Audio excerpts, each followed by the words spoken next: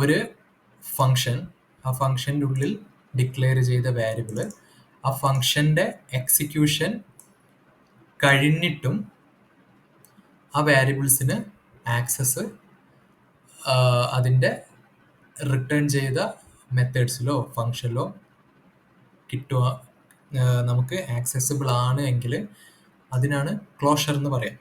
Okay, അപ്പോൾ ഇത് മനസ്സിലായെന്ന് വിചാരിക്കുന്നു. ഇനി വേറൊരു കാര്യം കൂടി കാണിച്ചു തരാം. ഞാനിത് ഒന്നുകൂടി റീസ്റ്റാർട്ട് ചെയ്യാണ്.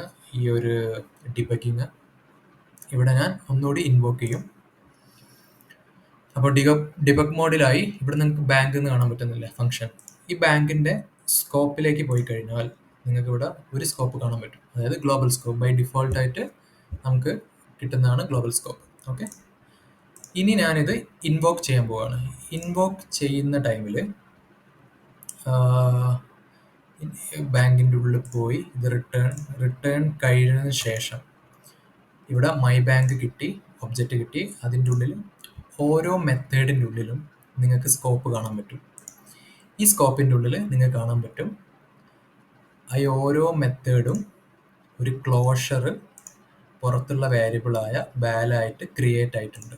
വിഡ്രോയിലാണെങ്കിലും ഡെപ്പോസിറ്റിലാണെങ്കിലും ഷോ ബാലൻസിലാണെങ്കിലും മൂന്നിലും നിങ്ങൾക്ക് ഇവിടെ സ്കോപ്പിൻ്റെ ഉള്ളിൽ കാണാൻ പറ്റും.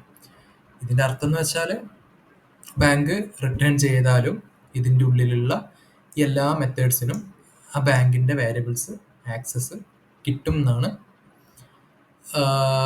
ഇവിടെ കാണിക്കുന്നത്. അപ്പോൾ ഇതിനാണ് ക്ലോഷർ എന്ന് പറയാം. ഇനി വേറെ ഒരു കാര്യം കൂടിയുണ്ട്. ഇതിപ്പം നമ്മൾ 3 മെത്തേഡിലും വാൽ എന്ന് പറഞ്ഞ വേരിയബിൾ യൂസ് ചെയ്യുന്നുണ്ട്. ഇനി ഒരു ഡൗട്ട് ഇവിടെ